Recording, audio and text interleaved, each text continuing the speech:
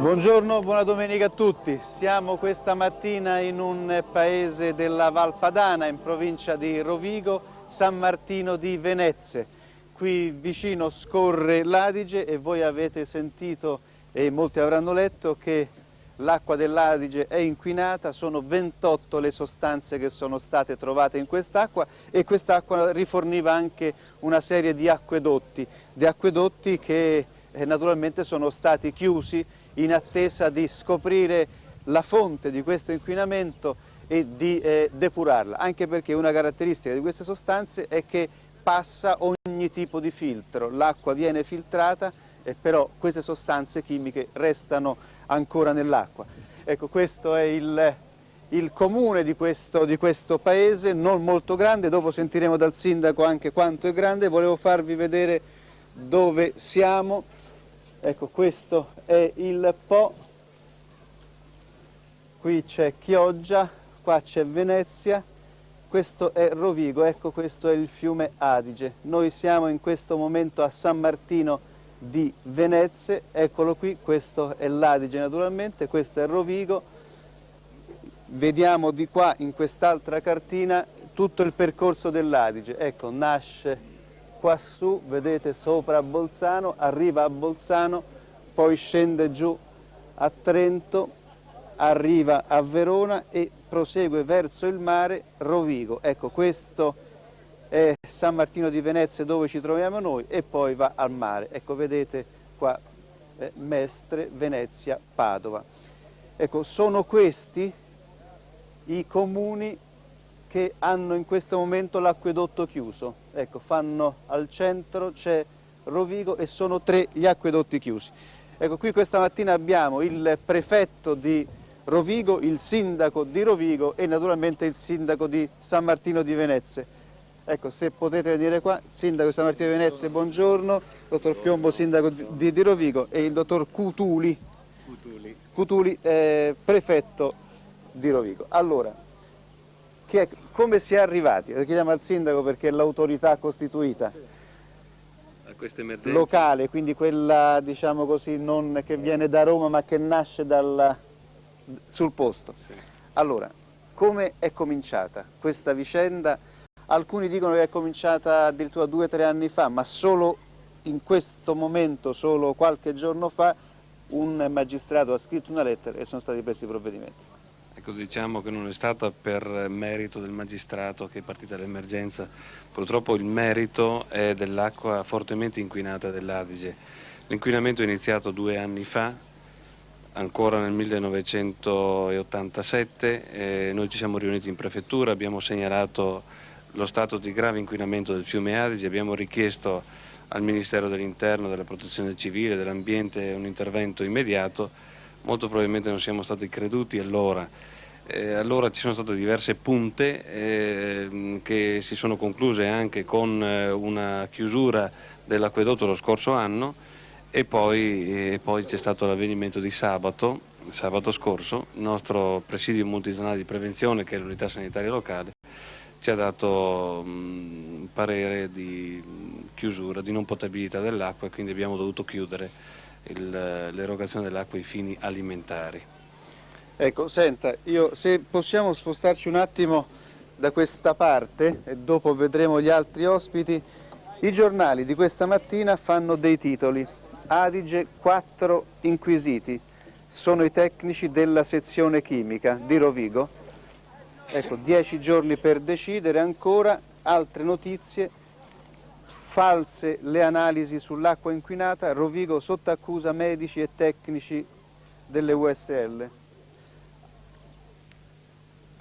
Allora, sindaco, qui andava tutto bene, solo adesso ci siamo accorti che sabato scorso non andava bene. Lì c'è qualcuno che ha incriminato, perlomeno ha mandato una comunicazione giudiziaria dicendo che o se le sono tenute o le hanno, addirittura qualche giornale dice che le hanno modificate.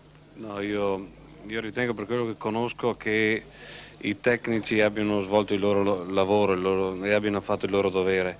Qui le responsabilità sono loro se per caso hanno sbagliato, no, a fare queste analisi, però ritengo che il problema non vada visto in questa maniera.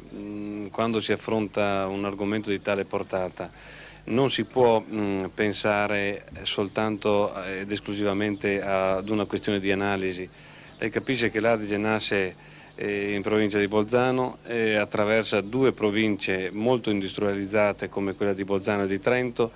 In particolare poi nella zona di Rovereto c'è un inquinamento riconosciuto anche della stessa provincia di Trento molto forte, per cui il problema è un problema che viene proprio a monte dalla provincia di Rovigo, non è una questione di analisi, esclusivamente di analisi.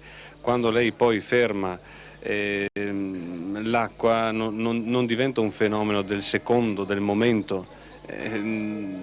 Come fa a dire che per esempio l'acqua si deve chiudere oggi con un campione esaminato 3 minuti prima? Lei sa che le analisi hanno bisogno di tempo, Però lì si sostiene il contrario, si sostiene che i tecnici dovevano sapere, anche perché se no i cittadini che devono fare, sindaco? E che fanno? Si vanno a fare le analisi? No, Oppure certamente. fanno la preghiera e dice speriamo che l'acqua sia buona? Questi strumenti ci sono apposta alle persone e ai mezzi tecnici per fare le analisi, perché poi si arriva naturalmente a scene di questo genere, per cui naturalmente deve intervenire la protezione civile, magari a quel punto intervengono tutti per dare, ecco, però scene come questa con le taniche sono scene che dovremmo in qualche maniera dimenticarci, soprattutto qui dove l'acqua è tanta. Senta, Dove passa veramente sindaco di San Martino, sì. di San Martino, mi dica una cosa, lei ha ricevuto un telex a un certo punto, Sì, e le hanno detto lì l'acqua non va è tanto bene, una bisogna comunicazione, una intervenire. segnalazione da parte... Ecco, ci può dire quali sono le sostanze che sono dentro l'acqua, quindi Ecco. quelle ufficiali nel telex? Eccolo qui. Sono 28 sostanze, eccolo qui. Ecco, se possiamo vederlo con l'operatore, Ecco. questa è la lettera che La il sindaco lettera. ha ricevuto Sì. dalla pretura di Rovigo. Su campionature fatte in diversi punti del Polesine, su comuni. Le acque relative, i campioni Sì. contrassegnati, questo è Sì. ancora così, acquedotto di Caverzer, Cavarzer, sì, sostanze inquinanti rilevate, Acido acido propanoico, sì. Dimetilbenzene, dimetilesano, dica lei, dimetilesano ancora, metilbenzene, ottano, etilbenzene, dimetilbenzene, metiletilbenzene, propilbenzene, metilbenzene, butilbenzene, acido benzene, a questo, fenolo, acido tetradecadiene, etanolo, acido decanoico, metilciclodecano, sì. acido tetradecanoico. Sì, sono... È difficile per noi sì, dire anche queste perché, parole. sì, senz'altro, acido esadecanoico, acido 11, ottadecanoico, acido elecoico, oleico, oleico eicosilestere, acido oleico, idrissipropilestere, sono nomi dimetileptano. Io li volevo leggere tutti perché sono delle cose, sembriamo su Marte quasi. Metilottano, benzenetiol, tiofene. Picciurro, tu che sei un tecnico, abbiamo letto molto male una serie di sostanze. A occhio, queste sostanze da dove vengono? Beh, diciamo, dovrebbe essere inquinamento di origine industriale, alcune di queste sono dei solventi, ci sono alcune sostanze tipo l'acido oleico di incerta origine, non so dove possono venire. Certamente comunque la grande prevalenza è di origine industriale. Allora, prefetto, a questo punto è scattata l'emergenza, che cosa è successo? È scattata l'emergenza d'intesa prima con il sindaco del comune capoluogo di Rovigo, poi con gli altri sindaci ci siamo preoccupati di conoscere quali fossero le esigenze della popolazione interessata al fenomeno, alla chiusura degli acquedotti, perché gli acquedotti che operano prelevano l'acqua dall'Adige in provincia di Rovigo sono 3. L'acquedotto di Rovigo, l'acquedotto dell'Alto Polesine che alimenta ha un'utenza di 14 comuni e l'acquedotto di Adria Delta Po che alimenta anche il comune di Cavazzare che è in provincia di Venezia. A questo punto ci siamo preoccupati, i sindaci hanno fatto le ordinanze di sospensione, di divieto di uso potabile dell'acqua del fiume. La prefettura si è preoccupata di fare affluire autobotti. Quanti autobotti l'abbiamo chiesto, attualmente? sono 10 autobotti del Comiliter, della regione militare nord-est, con sede a Padova. Abbiamo 3 autobotti della Polizia di Stato, 2 di Padova, della Cellere di Padova, e una da Bologna è arrivata, autorizzata dal Ministero dell'Interno ovviamente. Poi ci siamo rivolti ai Vigili del Fuoco e, non essendo sufficienti quelle locali, abbiamo chiesto anche quelle di Udine, di Ancona, di Gorizia, insomma sono affluite da Senta, tutte le ma lei parti. che- Abbiamo noi una capacità di rifornimento delle cisterne distribuite in tutti i comuni interessati, che sono 25 autocisterne fornite dalla Regione prontamente. Dicevo, abbiamo una capacità di rifornimento di circa 100.000 litri di tutte queste autobotti. Fanno il giro in continuazione per tutta la giornata, quindi consideri un Quanti po', litri facendo 3 distribuite giri, ogni giorno? oltre 300.000 litri. Oltre 300. Escluso però il comune di Rovigo, che provvede autonomamente perché ha preso in affitto delle autobotti, ed escluso il comune di Adria, che ha in dotazione autobotti e cisterne acquistate all'epoca della famosa trazzina del Po del 1986. Allora, senta, Quindi con una distribuzione di questo genere noi assicuriamo a circa 160.000 utenti il rifornimento di acqua potabile. Ecco, senta, lei che è prefetto, quindi è al centro della macchina, come si può definire? Burocratica, amministrativa? Il prefetto è al centro di una serie di poteri, viene sempre invitato a tutte le cerimonie ufficiali, Sì, viene anche, informato di tutte le cose che avvengono. anche. Ecco, se da 3 anni quest'acqua, chi apriva il rubinetto sentiva che aveva un odore strano, perché devono passare 3 anni e alcuni ragazzi che vanno per caso a Rovereto a cercare perché la macchina dello Stato e delle autonomie locali si muova? Vede, ci sono delle competenze specifiche da parte dei vari organi. Le situazioni si evolvono in relazione alle risultanze delle analisi sui campioni prelevati.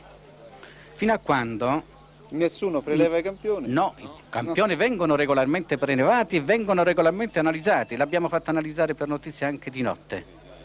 E abbiamo mandato anche di notte a mezzo della polizia stradale i campioni prelevati dall'Adige anche al laboratorio di Venezia e di Vicenza, quindi i campioni vengono prelevati anche di notte e ci sono i servizi dello Stato che provvedono a queste, all'immediato recapito. Non hanno mai trovato niente? Non hanno mai denunciato la presenza di sostanze inquinanti. A questo punto cosa avrebbe fatto lei? Nulla.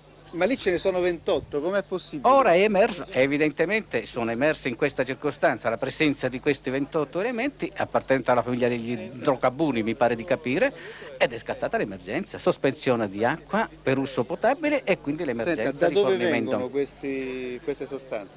Ma è opinione diffusa che partono da monte. Questo perché è confortata e confermata questa opinione dal fatto che l'acqua prelevata al di sopra Di a monte, un a un certo che punto si trova a Rovereto davanti non emana cattivi ad odori. alcune industrie, al collettore di Rovereto, non ci sono queste sostanze. Da lì in poi prelevata dalla provincia di Rovigo, dall'inizio della provincia di Rovigo in giù, l'acqua è inquinata. Quindi Rovereto, non Rovigo. Dall'inizio della provincia di Rovigo viene prelevato, il primo acquedotto è Badia Sì, Polesine, sì. vero? Della Sì. nostra provincia. L'acqua prelevata lì è già inquinata, E secondo le sopra risultanze. a Verona com'è?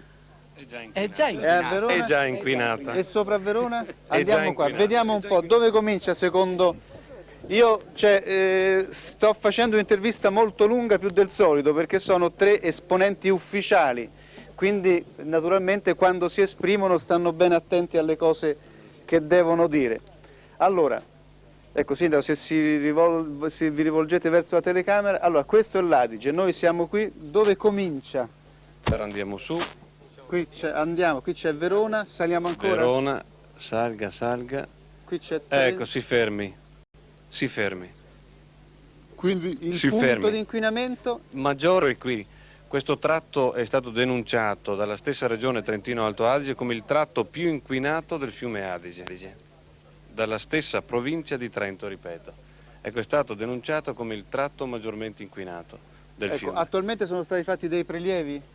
Sì, questa quotidianamente zona. vengono fatti dei prelievi. Ecco, quindi si hanno già le informazioni se questo inquinamento viene da qui? Ma per accertare la presenza di talune sostanze gli accertamenti di laboratorio sono piuttosto lunghi, almeno così dicono i Però tecnici. ecco. Dicono i tecnici, ecco, forse... Diciamo una cosa, che c'è corrispondenza fra le indicazioni che ha dato il sindaco di San Martino di Venezia leggendo quel rapporto. Tra l'altro vorrei dire, scusi, che il rapporto indica quelle sostanze come sostanze indesiderabili, quindi al limite ancora della tossicità. Cioè, Strachiudere al limite ancora 20 anni una per una, ecco, questo è il principio, perché il principio sono... è che presa singolarmente c'è il limite di ogni allora sostanza. Naturalmente ce ne sono 28 che sono più basse del limite, però tutte insieme fanno un bel mucchio. C'è confronto diretto fra alcuni campioni di acqua esaminati in questa zona con quelle analisi, Ecco, e risultano già, corrispondenti. Ecco, ci sono già tutte e 28 o qualche altra cosa viene rilasciata anche lungo? Ma il fiume è molto lungo, è chiaro che qualche altra fonte di inquinamento è possibile anche trovarla, ma non sta a noi fare questo lavoro. A chi sta? A chi tocca? Credo a chi tocca, prefetto, fare questo lavoro? Quale lavoro? Questo, di andare a cercare se ci sono altre fonti di inquinamento. Ma gli accertamenti e i controlli si stanno facendo. Chi li sta facendo? La competente autorità disposta con frequenza continua a disporli, e lei sa che la polizia giudiziaria ha diretta dipendenza del magistrato, i quali si stanno preoccupando di continuare con impegno e con continuità a svolgere questi accertamenti. Benissimo, io vi ringrazio, ecco, so che lei deve andare via, anche lei sindaco, grazie per questa testimonianza, noi tanto ci rivedremo dopo perché sta qui, grazie. Dopo continueremo, naturalmente abbiamo altri ospiti a parlare di questo problema, voi adesso stiamo focalizzando questo problema, ma tutti i fiumi d'Italia hanno dei problemi analoghi e spesso non vengono fuori o per tanto tempo restano lì fino a che un giorno poi esplode un problema. E naturalmente credo che in un periodo come questo, in cui i fiumi sono in magra, cioè c'è poca acqua, o nelle settimane passate ce n'è stata pochissima, ecco, probabilmente alcuni problemi diventano più acuti e quindi si può anche riuscire a scoprire qualche cosa di più. Ecco, io intanto vi do i numeri di telefono dei nostri esperti che risponderanno alle vostre telefonate. Il professor Laccone 0425, questo è il prefisso della provincia di Rovigo, 99824, 0425 99824, per tutte le informazioni che riguardano le malattie delle piante, i trattamenti, eccetera. Poi il professor Laccone, nostro consulente, ecco che già telefonano, 0425 99823. Il professor Picciurro è esperto di tutti i problemi delle novità dell'agricoltura, le agrobiotecnologie, eccetera. E questa iniziativa di monitoraggio delle produzioni agricole da qui a questa estate la stiamo facendo proprio insieme all'Enea e al CNR, e per l'Enea il professor Picciurro è proprio il responsabile del Dipartimento delle Biotecnologie. E poi abbiamo il professor Bertoni, sempre per la situazione dell'allevamento, 0425 99822. È piovuto un po', quindi i problemi si vanno un po' risolvendo. Comunque 0425 99822. Se ci sono problemi particolari vi prego di sottolinearli, perché poi potremo aggiornare quella cartina dell'allevamento allo stato attuale, dove si vedono dei problemi in Toscana, un po' in Puglia e in Sardegna. Poi c'è il professor Falavigna, orticoltura, vedete, ecco lì la situazione, il rosso naturalmente sono le zone più in difficoltà, il giallo quelle dove ce n'è di meno. Se ci sono altre indicazioni vi prego di dargliele, professor Falavigna 0425 99821, e poi naturalmente Marcello Loffredi 0425 99827 per sapere quanta acqua cadrà nella prossima settimana. Ecco, c'è una notizia subito però che credo che Marcello debba dire,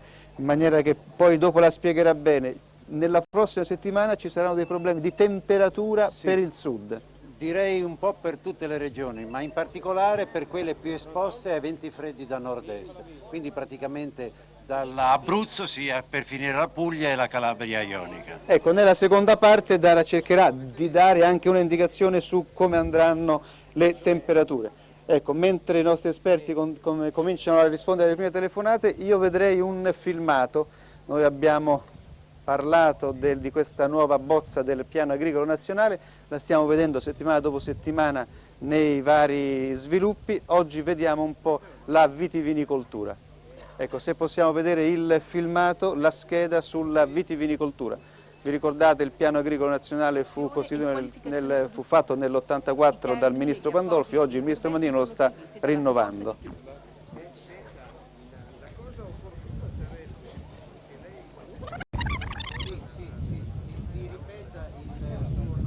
Il settore vitivinicolo deve passare attraverso un'importante fase di ristrutturazione e qualificazione produttiva. I termini degli appositi interventi sono previsti dalla proposta di piano vitivinicolo. Questa la produzione di vino nelle ultime campagne. Nel 1985 62 milioni di ettolitri, 1986 77 milioni, 1987 76 milioni. Nel 1988 stimati 66 milioni di ettolitri. Una parte importante di questa produzione prende la strada della distillazione, come previsto dalle norme comunitarie allo scopo di contenere le eccedenze. I vini DOC coprono il 12% della produzione nazionale. La ripartizione territoriale dei DOC è la seguente. Il 55% viene prodotto al nord, il 33% nell'Italia centrale e il 12% nel Mezzogiorno. L'obiettivo generale che il piano si dovrà proporre è la riduzione del potenziale vitivinicolo nazionale per ridurre le eccedenze non utilizzabili sul mercato. Ciò si potrà raggiungere puntando sulla qualità delle produzioni, la modernizzazione della commercializzazione, l'adeguamento delle normative. Le azioni previste sono: un sistema informativo per elaborare dati su produzione, consumi, tecnologie e mercati, schedario vitivinicolo, inventario delle strutture di trasformazione e commercializzazione, elaborazione di una mappa delle aree evocate. La parte finale del piano vitivinicolo riguarda l'uva da tavola, che rappresenta l'11% della produzione viticola complessiva. Le regioni più direttamente interessate sono la Puglia col 54%, la Sicilia col 21% e l'Abruzzo col 15%. La proposta di piano pone come obiettivo primario di questo settore il consolidamento e l'ampliamento della competitività e la conquista di più ampi mercati. Le esportazioni interessano mediamente il 35% della produzione, che corrisponde a circa 5 milioni di quintali.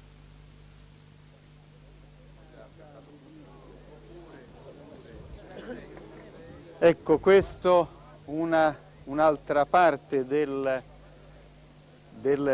nuovo, diciamo così, piano agricolo nazionale, questa ristrutturazione del vecchio piano agricolo che in questo momento è alla discussione di tutte le forze politiche e sindacali dell'agricoltura, nonché delle regioni. E nelle settimane prossime continueremo naturalmente a vedere gli altri aspetti. Il piano agricolo è una sorta di grande programma su quello che avverrà nell'agricoltura mondiale ed europea e quindi quello che dovremo fare noi come agricoltori italiani. Ecco, c'era Picciurro che mi stava dicendo una serie di... mi stava riferendo di alcune domande. Appunto, diciamo, molti chiedono se quest'acqua si può utilizzare per l'uso domestico, lavaggio delle stoviglie, lavaggio della biancheria, e molti chiedono anche se, visto che le condizioni dell'acqua sono così deteriorate, se poi è legittimo pagare le bollette, insomma bisogna pagare le bollette. Molti chiamano per avere risposte su questo argomento. Ci sono due che hanno chiesto perché in provincia di Padova non è stato fatto niente, cioè non è stato detto niente, è pulita l'acqua, cioè è sana o è inquinata come qui? Adesso, lì c'è anche l'Adige, infatti questa è una delle cose che toccheremo tra un po'. Allora, noi abbiamo delle persone, 2 vengono dal Trentino. Ecco, se mi dite i vostri nomi, scusi un attimo, poi... Giuliano Castelli, dirigente del servizio acque pubbliche e opere idrauliche della provincia autonoma di Trento. Io sono Ferrari Luigi, coordinatore un po' dei servizi tecnici della provincia. Ecco, vi dispiace che veniamo da questa parte, perché qui siamo in ombra e naturalmente gli operatori non possono lavorare bene. Noi dovremmo stare al sole, ecco, magari davanti a queste persone che stanno facendo la fila in questo momento. Allora, mi dica una cosa, voi non sapevate niente che lì c'era questo problema? No, certo, il problema era noto anche perché il servizio protezione ambiente della provincia attua costantemente rilevamenti e misurazioni e analisi di tutti gli scarichi che avvengono sul territorio della provincia in acque superficiali. Il problema della zona industriale di Rovereto è noto da tempo, ha dato dei segni di preoccupazione tempo fa, soprattutto riferito a un'azienda che è stata addirittura chiusa, la cui attività è stata sospesa con deliberazione della Giunta provinciale e che è stata riaperta con sentenza del TAR. I limiti di accettabilità degli scarichi in acque superficiali, peraltro, è da tenere presente che sono poco compatibili con l'uso potabile delle stesse acque, ma la normativa consente che entro questi limiti riportati in tabelle gli scarichi industriali e civili possano essere recapitati in acque superficiali. Allora noi vediamo se ho capito bene. Questa industria scarica queste sostanze chimiche nell'acqua dell'Adige e lei dice di essere all'interno delle tabelle stabilite dalla legge. Dico bene? Sostanzialmente è così. E voi confermate questo? Delle tabelle per gli scarichi industriali. Certo, quella è un'industria allo scarico sì, industriale. Per dare un segno di come viene controllata questa azienda dopo la chiusura e la riapertura da parte del TAR, gli scarichi non avvengono più liberamente in acqua superficiale, vengono raccolti in vasche e stagne e scaricati ogni 20-25 giorni dopo analisi fatte dai laboratori chimici che ne accertano la compatibilità con le acque superficiali. Ecco, quindi diciamo, se c'è un responsabile non è tanto l'industria quanto la legge italiana e chi va a dare l'autorizzazione ogni 20-25 giorni. Sì, diciamo che il sistema delle norme è tale per cui è consentita l'immissione di sostanze inquinanti entro limiti tabellari ben precisi in acque superficiali. Ecco, e questo fatto che riportano tutti i giornali che qui era il sabato e la domenica che si sentiva l'acqua, siccome la gente sta a casa dice di più facciamogli sentire un po' anche l'odore dell'acqua dell'Adige. Da che deriva questo? Cioè lei mi sta dicendo che c'è stata un'accentuazione dell'inquinamento il sabato e la domenica? Parlavano degli weekend, durante il sabato e la domenica l'acqua qui arrivava. È vero che non esiste e credo non esista lungo tutta l'asta dell'Adige un monitoraggio continuo. No, l'unico monitoraggio continuo è quello del naso e del gusto della gente che beve l'acqua. Sì, certo, è significativo questo.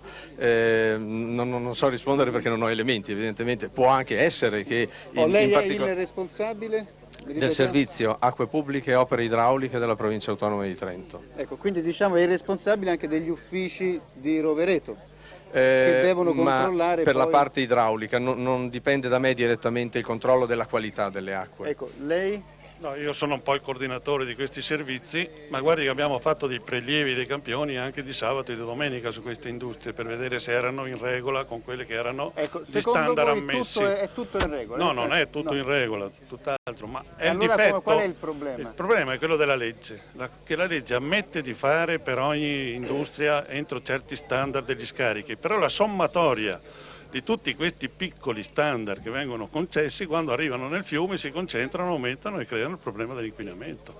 Quindi il discorso va riferito più a controllare quello che è la compatibilità del corso d'acqua con poter diluire tutto l'insieme di queste sostanze che arrivano da tutte le varie industrie e anche dagli scarichi urbani. Noi come provincia abbiamo creato un servizio ad hoc ancora 10 anni fa e teniamo sotto controllo tutte queste industrie. Evidentemente quando sono fuori controllo le sanzioniamo e prescriviamo anche tutti gli ulteriori accorgimenti, quelli che sono i manufatti che devono mettere in atto per ridurre al massimo questi inquinamenti. Quindi è un lavoro che lo stiamo facendo responsabilmente. Allora, dottor Mattiello, lei è il responsabile del laboratorio di igiene e profilassi, ecco, mettiamoci qui, di Venezia. E è il laboratorio che ha fatto anche lui le analisi.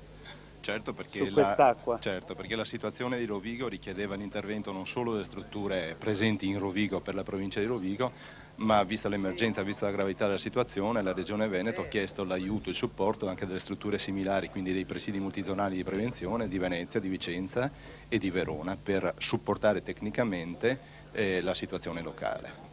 Ecco, senta, quando la gente chiede... ma possiamo lavare le cose con quest'acqua? Io devo dire, io stamattina ho fatto la doccia in albergo e mentre ero lì sotto dico, ma Se io mi sto facendo la doccia con benzene, ozono, cioè non ci capisco, dice, con che cosa mi sto facendo la doccia? Che cosa farà questa doccia? Me lo sono chiesto io. Al limite veniva fuori meglio, così si smacchiava anche, no? Perché c'è anche, cioè, veniva più bianco. No, veniva più pulito. Sì, ma più pulito nel senso No, di... allora perché i solventi tolgono anche il grasso, quindi anche più secco. Cioè, No, lo shampoo a doppia azione. la mia chiaramente era una buttata a livello scherzoso. Però io me lo sono chiesto, devo certo. dire, devo confessare, io Magari, stamattina mentre ero lì sotto dico ma... Certo. Allora, il primo problema intanto dell'utilizzo dell'acqua è chiaramente quello a fine potabile. Diciamo che questa è la prima cosa su cui siamo andati a rafforzare tutti i controlli.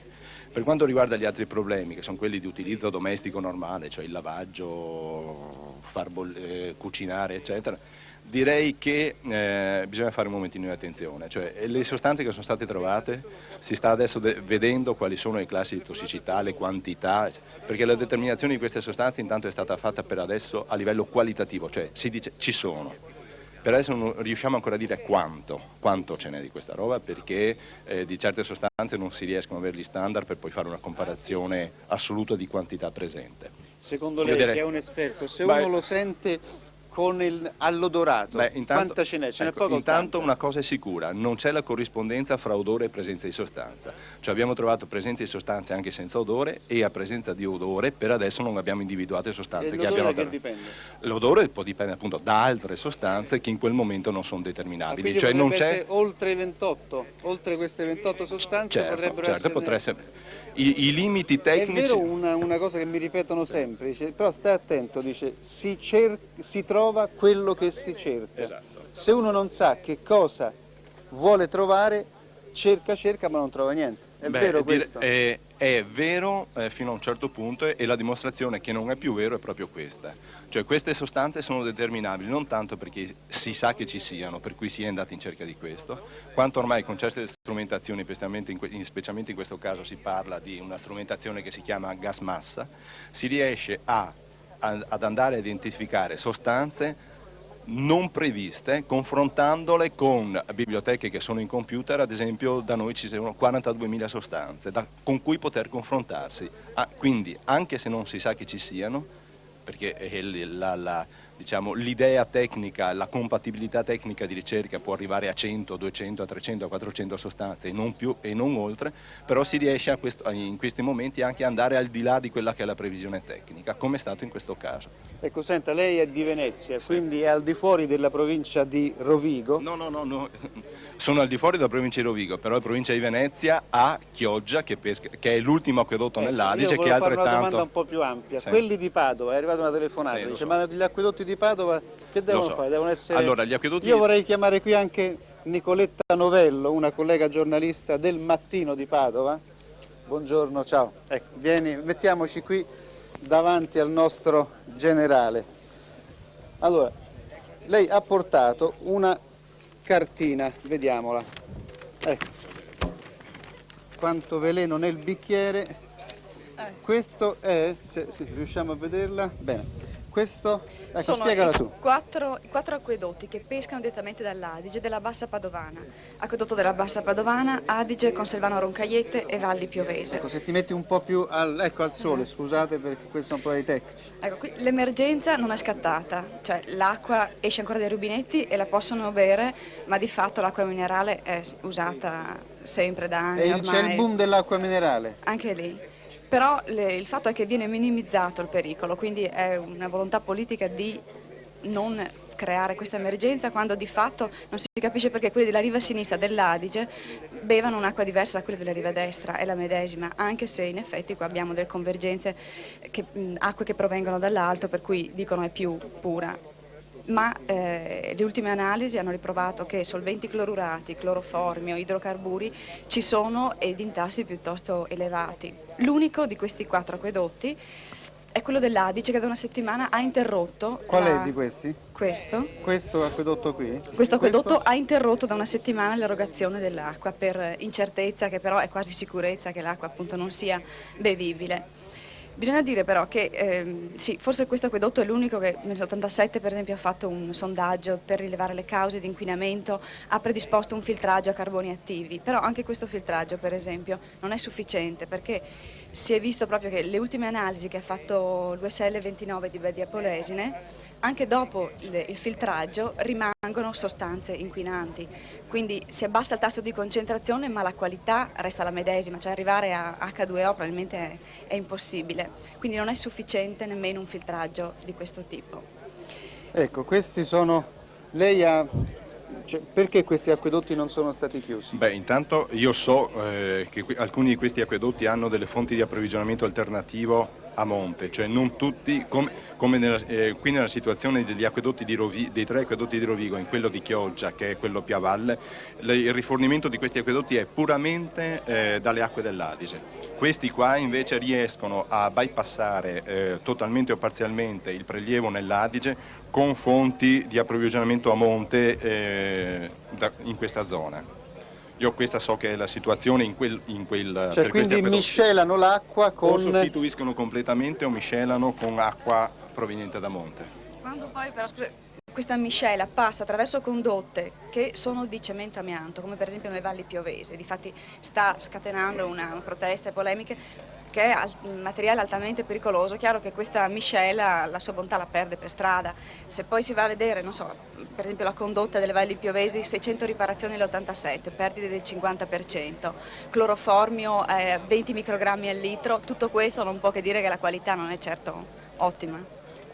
Ecco, e beh, naturalmente noi sappiamo che la qualità di tutta l'acqua non è ottima perché l'inquinamento avanza, è arrivata intanto l'autobotte. Ecco, l'autobotte che di solito trasporta latte questa mattina. Buongiorno signora, come sta? Molto bene. Va bene? Ci vediamo oggi. Ci vediamo. Ci vediamo. Senta. Lei quanta acqua... non beve acqua minerale? Sì, bevo acqua minerale, non questa. Parla con l'altro. Che sa fare. Cioè tu bevi l'acqua... E questa che ci fa? Ci cucina? Ci cucinate con questa? Sì, questa ci O cuciniamo. vi ci lavate e basta? Sì. Io sono venuto così per l'acqua, non per bere, perché è quella ormai da 7, 8, 10 anni beviamo sempre acqua minerale di varie ditte, la Fabia, la Panna, ecco, e questa qui è per lavarci e questa è la mia razione personale perché oggi sono venuto con... La razione personale? Sì. Ok, io volevo chiedere un attimo, vediamo un po'. Buongiorno. Volevo sapere dall'autista. Buongiorno. Buongiorno. Senta, mi dica un po' che cosa...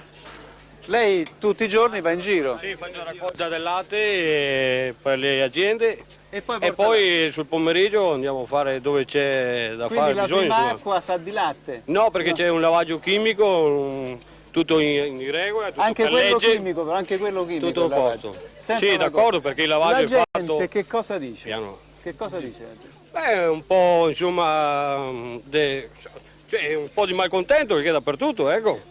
Un po' di malcontento c'è, insomma... Ma è preoccupata, che cosa... Cioè dall'inizio un po' preoccupata, ma adesso un po' mi sembra che le cose vadano abbastanza bene perché insomma... Ormai hanno preso la misura, hanno la loro tanichetta per la razione. Sì, per quanto per bevere hanno quella minerale perché è naturale, oggi come oggi hanno quella minerale, serve per lavarci e niente, siamo autorizzati dai vigili urbani di Adria per andare sull'acquedotto appositamente e poi facciamo fornimenti. Dove andate a prenderla questa? Noi andiamo a Corboa, com'è un Mauro lì? Cioè questo è un altro trasportatore. Acquedotto Delta del Po lì a Corboa. Andate lì a prendere. Andiamo a caricarla lì. Quanti chilometri fa ogni pomeriggio? Beh, dipende da zone e zone, insomma, in grosso modo sui 100 km, più o meno, sì, attorno così, 500 km, dopo dipende, le trova vuote o insomma non, a non volte esagerano? sono piene, a volte sono 3/4, a volte insomma c'è da la prende dietro, la insomma. gente, sì, La gente sì, vedo che c'è abbastanza flusso, vedo che c'è abbastanza consumo perché io qua lavoro sui 120 quintali, oltre che lavoro ai pompieri e anche... gli altri abbiamo sentito. Ha già sentito? Bene, buon lavoro. Grazie. Allora, ecco, e noi ritorniamo un attimo e vediamo se c'è una telefonata intanto. Buongiorno. Una telefonata. C'è una telefonata, pronto? Pronto? Sì, pronto? Pronto? Sì, Buongiorno. buongiorno. Da dove telefona, signora? Da Mar di Mago. Dov'è? 4-5 km da San Martino. Ah, quindi è qui vicino. Sì. Ecco, dica. E volevo chiedere se l'acqua che esce dal rubinetto ci si può lavare e lavare le stoviglie.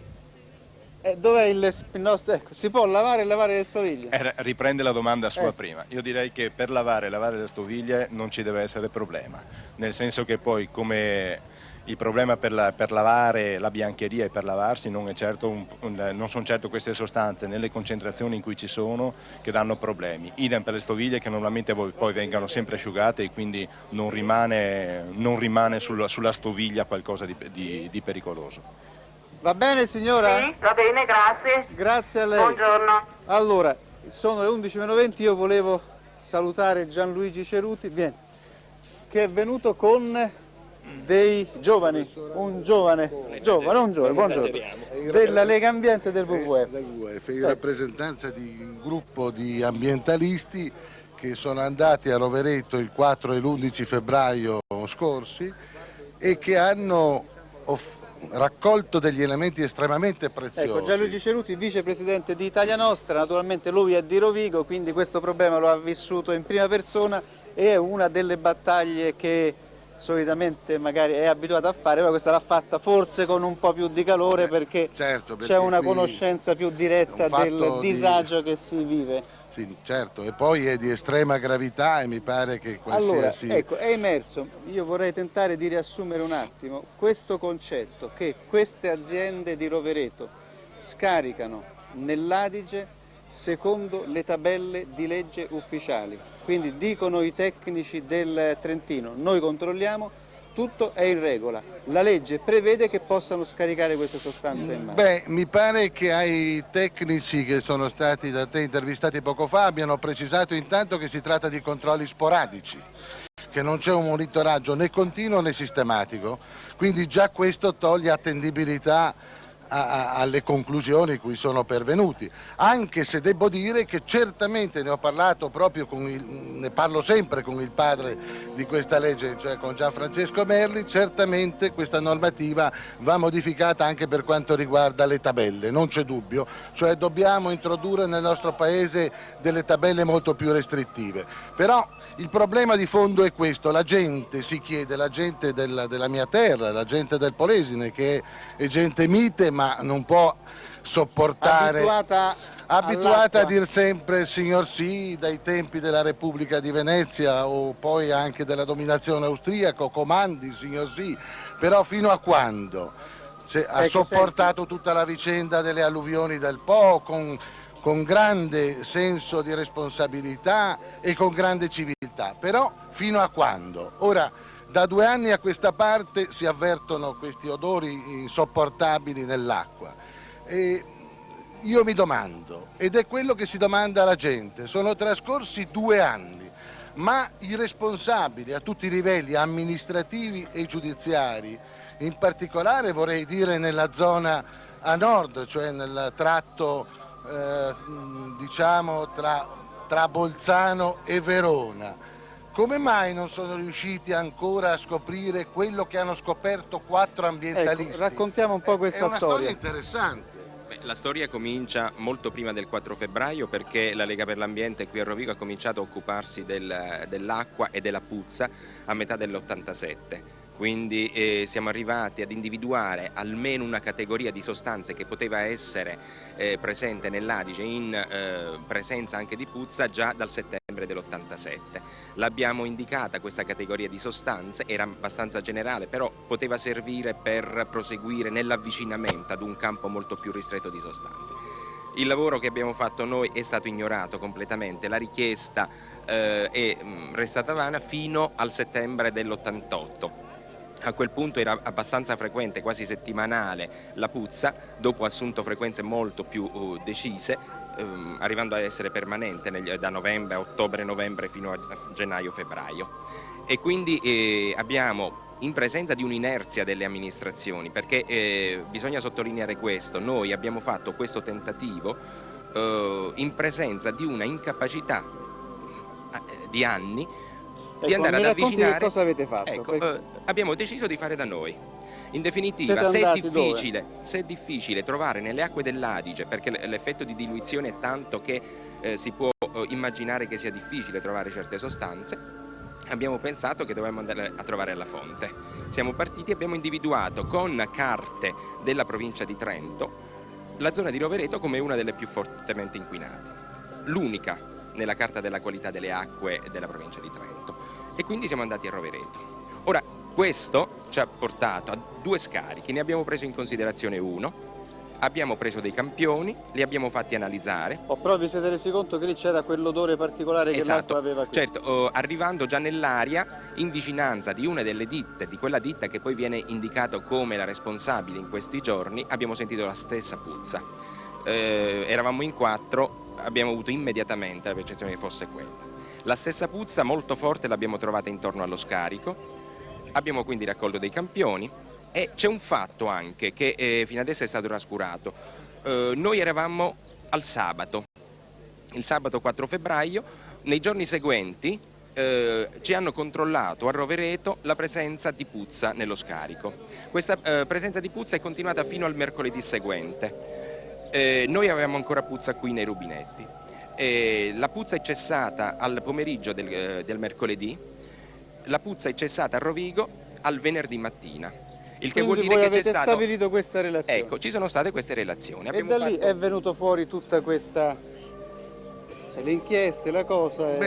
Certamente il merito di Mancone, di Benetti, posso ricordarli, è doveroso anzi ricordarli, di Benà e di Patrizia Bellinello, che appartengono alle associazioni ambientalistiche del WWF e della Lega Ambiente, è stato quello di riproporre in termini drammatici indicando anche dando delle indicazioni, stabilendo delle precise correlazioni, sulla quale io chiedo che il pretore di Rovereto indaghi rapidamente. Io ho presentato un'interrogazione parlamentare nella quale ho fatto numerose richieste sia al Ministro dell'Ambiente sia al Ministro di Grazia e Giustizia. A una parte di questo il Ministro dell'Ambiente Giorgio Lufolo ha già risposto nella settimana scorsa, ma attendo sia da lui che dal Ministro di Grazia e Giustizia risposte puntuali, perché la gente del Polesine ha diritto di sapere rapidamente come stanno le cose, devono individuarsi le cause, ha diritto ad avere di vivere potabile tranquillamente, buona ma se non individueremo i responsabili,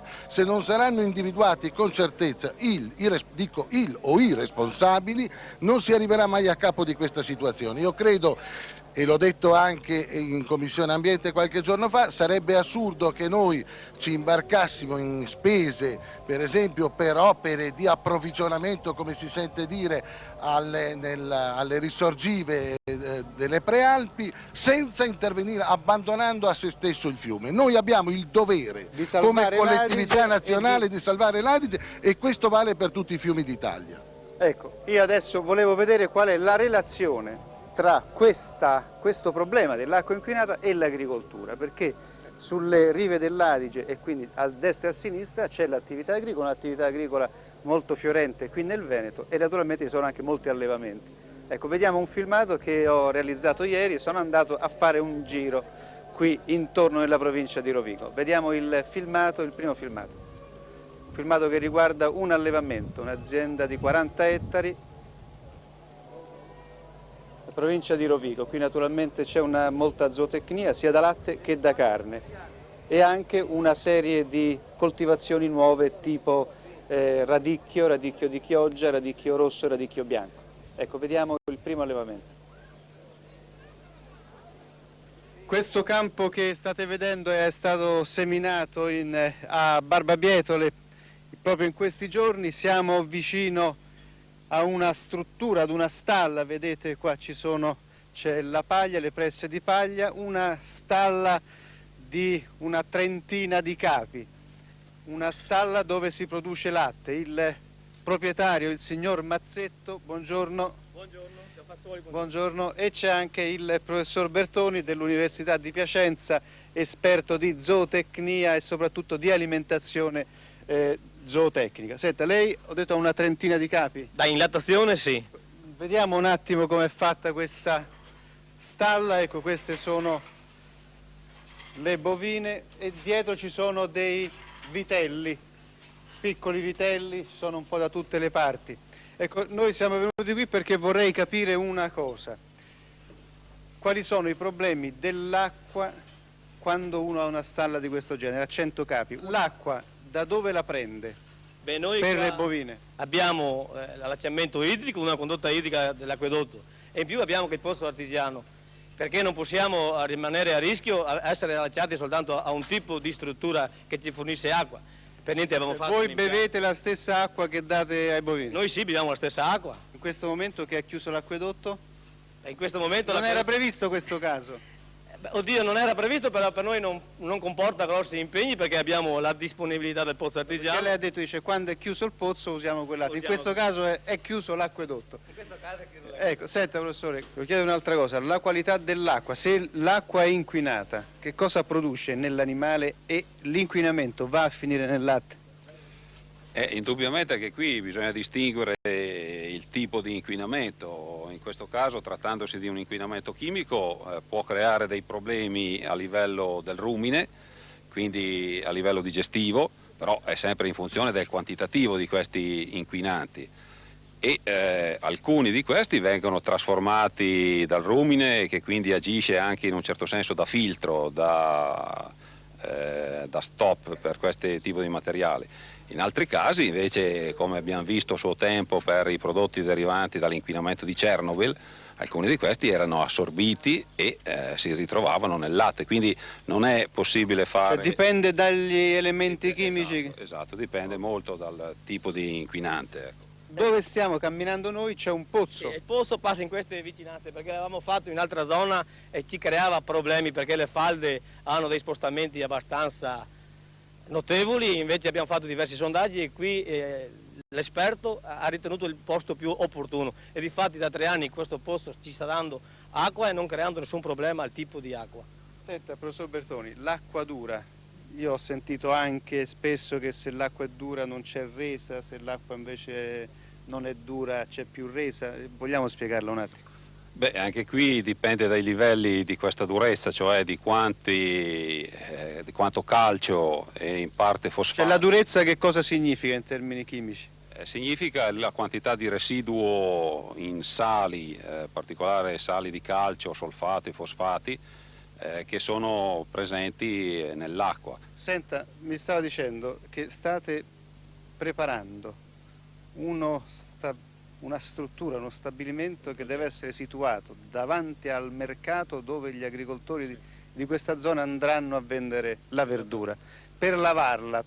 Questo impianto è in progetto in questi giorni e verrà situato nella centrale ortofrutticola di Lusia, un mercato alla produzione, è una zona caratteristica per l'orticoltura nostra. E questo avrà proprio lo scopo di lavare tutta la verdura che viene conferita in questo mercato con acqua controllata sotto ogni punto di vista. Ecco, naturalmente questo vi dà la dimensione di che cosa devono fare gli agricoltori e gli allevatori per risolvere questo problema acqua, perché in questo caso, per esempio, l'acqua che arriva alle bovine sia pulita, ecco, l'acqua deve arrivare in queste strutture, vedete qui si abbeverano le bovine e questa deve essere un'acqua pulita. Ecco, questa è come l'agricoltura si è organizzata. Già quando hanno sentito parlare che l'acqua non andava bene hanno detto ma io intanto faccio il pozzo perché non posso rischiare che l'acqua non mi arrivi. Con noi c'è l'assessore all'agricoltura della Regione Veneta, dottor Veronesi. Allora, qual è il problema dell'agricoltura quando si vive una situazione di questo genere? Si dice sempre e si è detto molto, abbiamo detto anche noi perché dobbiamo farci anche carico come mondo agricolo di quello che il mondo agricolo procura agli altri come inquinamento. In questo caso è evidente come anche il mondo agricolo riceva un inquinamento che poi magari è costretto anche a trasmettere. E abbiamo sentito anche di un progetto che addirittura dice meglio che la verdura la laviamo noi perché poi quando va sulle bancarelle del mercato non arrivi qualcuno, le analizzi e dice che ci sono dei residui che magari erano nell'acqua con cui noi abbiamo abbiamo lavato o irrigato i campi. Ecco, come reagisce l'agricoltura rispetto a problemi di questo genere? Noi ribadiamo anzitutto una nostra posizione molto precisa. L'agricoltura è alleata con i consumatori ed è alleata con l'ambiente. Questa è la nostra posizione. È una posizione che ribadiamo anche in questa circostanza. Un'agricoltura che inquina e che scarica su altri evidentemente non può esistere, perché l'agricoltura scarica su se stessa quando inquina, poiché è attività sul territorio e sull'ambiente. Allora, noi siamo preparati a queste situazioni perché le stiamo subendo per due ordini di ragioni. Primo, perché siamo un'attività, ripeto, che è insediata nell'ambiente. Secondo, perché con l'acqua inquinata, evidentemente, oltre che non riuscire a fare un'attività economica adeguata, abbiamo anche compromessa la stessa vivibilità nostra, la stessa nostra salute. In una provincia come la provincia di Rovigo, che per 2/3 le attività agricole sono dentro all'acqua, poiché la provincia di Rovigo è dentro i fiumi, ai grandi fiumi come ai fiumi consorziali, evidentemente l'agricoltura dipende di per sé stessa anche nella propria residenza. Noi ci siamo attrezzati, numero uno, per cominciare a stabilire con delle strutture di lavorazione anche il lavaggio nostro, come abbiamo fatto nelle grandi centrali di Lusia in provincia di Rovigo, e ne abbiamo progettato 4 in tutto il Veneto, a Chioggia, a Montagnana e a quant'altro. E poi anche teniamo sotto controllo anche gli stessi nostri prodotti, latte in primis e quant'altro. Ecco, senta, ma l'agricoltura come dovrebbe anche intervenire? Infatti noi... invece che star lì e poi magari prendersi anche colpe che non sono sue. No, ma... dire, allora andiamo a vedere noi, invece di lasciare andare solo il WWF o Italia Nostra. Certo, ma a parte il fatto che non è il nostro mestiere controllare le acque. Noi... Ma anche loro sono dei liberi cittadini, sono delle associazioni di tipo volontario. Noi abbiamo intanto portato avanti il discorso del monitoraggio delle acque per l'irrigazione e quindi controlliamo le acque che utilizziamo per le attività agricole. L'abbiamo fatto con i consorzi di bonifica, perché questo è un lavoro che ci compete in maniera diretta e lo facciamo molto volentieri. Secondo, abbiamo in 5 regioni, come lei sa, presentato, oltre che al Ministro, con il Ministro Mannino, è venuta linea verde anche in quella circostanza, quando abbiamo proposto al Governo, d'accordo con il Ministro Mannino, e poi abbiamo informato il Parlamento, i gruppi parlamentari, di questo progetto che riguarda 5 regioni di agricoltura pulita, ad agricoltura pulita, che vuol dire scarichi adeguati, che vuol dire evidentemente acque di irrigazione controllate, che vuol dire controllo del chimico, che vuol dire in fondo un bilanciamento diverso anche delle stesse attività agricole. Quindi noi ci siamo attivati e ci attiviamo in questa direzione. Devo anche ricordarle che lei è oggi in una regione, anzi la ringraziamo che è venuto qua per questo programma, in una regione che ha questa sensibilità, poiché abbiamo, come lei sa, un laboratorio ad Arabba per il controllo dell'ambiente in montagna. È l'unico che esiste in Italia, uno dei 3 nel mondo. Controlliamo l'ambiente in montagna da satellite e da quant'altro. Nel Veneto abbiamo dal 1° gennaio funzionante a Teolo il radar meteorologico, agrometeorologico, è l'unico ancora che esiste in Italia per l'agrometeorologia, un'agricoltura pulita, un'agricoltura guidata, con 30.000 aziende sotto controllo. E abbiamo prodotto ancora, per questo discorso di alleanza con i consumatori, una legge molto forte che è già partita, che si chiama, fra virgolette, Paniere Veneto, perché stiamo controllando la qualità, che vuol dire per noi genuinità dei prodotti agricoli, i principali prodotti, la carne, il vino e quant'altro. Quindi siamo in positivo verso tutto questo discorso. Oggi abbiamo la calamità dell'acqua, ma non è solo di oggi, purtroppo, perché l'altro giorno avevamo il Po e altre volte ancora evidentemente abbiamo gli scarichi del Vicentino e del Padovano che condizionano l'attività agricola. Soprattutto chi è in fondo al fiume naturalmente prende tutto quello che il fiume porta, che ha ricevuto prima. Ecco, vediamo adesso gli appuntamenti della prossima settimana, l'agenda, visto che la trasmissione, la prima parte sta per finire.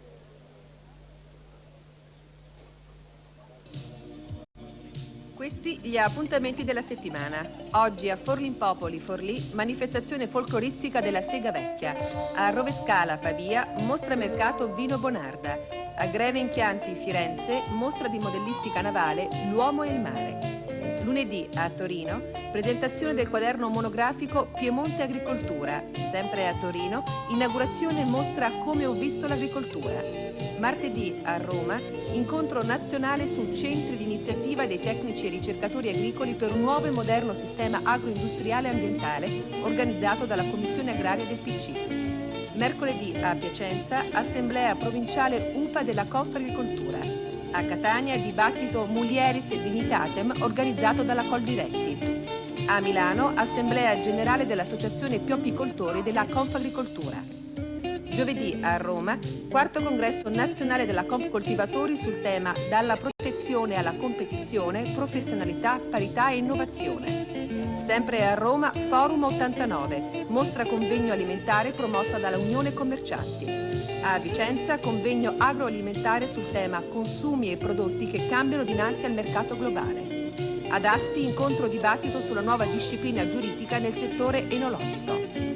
Venerdì a Monfelice, Padova, quarto congresso di aggiornamento per i segretari di zone della Coldiretti Veneta. A Roma, Palazzo dei Congressi, mostra d'orchidee e bonsai. Sabato a Rovescala, inoltre Po Pavese, Pavia, mostra mercato dedicata al vino. Alla 62esima fiera commerciale di Bruxelles, Lando, l'Associazione Nazionale Degustatori d'Olio, presenta una esposizione degli olio extravergine d'oliva. Domenica a Verona, 91esima fiera agricola, dedicata in particolare quest'anno ai rapporti fra Europa e America Latina. Ecco bene, dal Polesine per la prima parte della trasmissione è tutto, ci vediamo più tardi alle 12:15 per continuare a parlare di questa emergenza acqua qui nel Polesine e poi parleremo anche della foresta amazzonica, di alcuni progetti agricoli che stanno distruggendo la foresta amazzonica. A più tardi alle 12:15.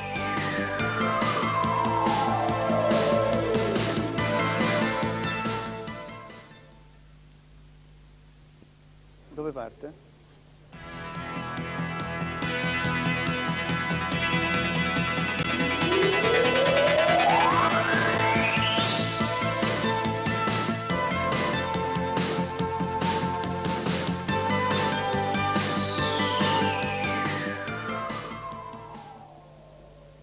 Buongiorno, buona domenica a tutti, riprendiamo qui da San Martino di Venezia nel Polesine. Questo paese è noto, ce ne sono anche altri ma questo forse è il più noto, vedete il campanile è un campanile pendente perché qui il terreno anni fa ha ceduto e quindi il campanile è diventato un po' come la torre di Pisa. Noi continuiamo a parlare di emergenza, di siccità e di acqua. La siccità è un fatto di cui abbiamo parlato molto e questa siccità in qualche maniera sta portando alla superficie, diciamo così, in evidenza una serie di problemi di inquinamento, soprattutto dei fiumi. È di questi giorni la notizia dell'acqua inquinata dell'Adige che rifornisce molti acquedotti, circa 160.000-200.000 persone. Qui c'è una notizia, fra l'altro, di questa mattina su tutti i giornali: false le analisi sull'acqua inquinata, Rovigo sotto accusa medici e tecnici delle USL. Un altro giornale: all'USL falsavano le analisi sull'acqua, il pretore Rodigino ha inviato a 4 tecnici comunicazione giudiziaria. Altri giornali, un po' tutti, Adige, 4 inquisiti. Anche qui l'acqua dell'Adige è potabile, 2 punti, falso.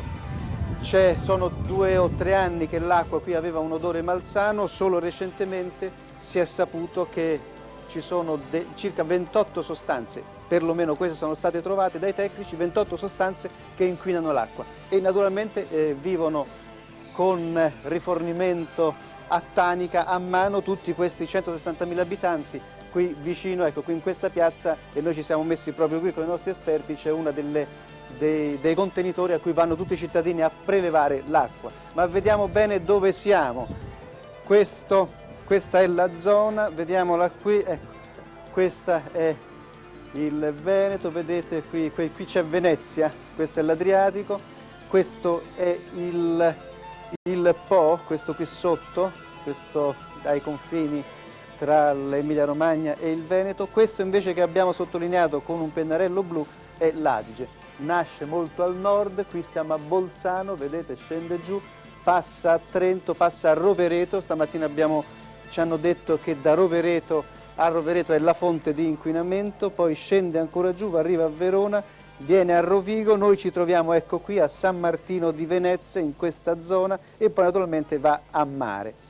Questa è la zona sotto, cioè con i problemi, diciamo così, la provincia di Rovigo, vedete questa zona gialla con tratteggiata di arancione, questa è la zona, qui ci sono 3 acquedotti e qui ci sono 160.000 persone che hanno il problema dell'acqua.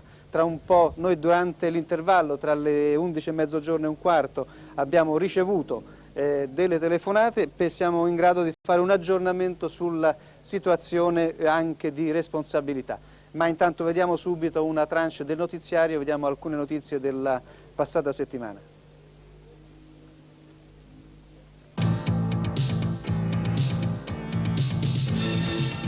Non basta produrre, ma bisogna anche saper vendere.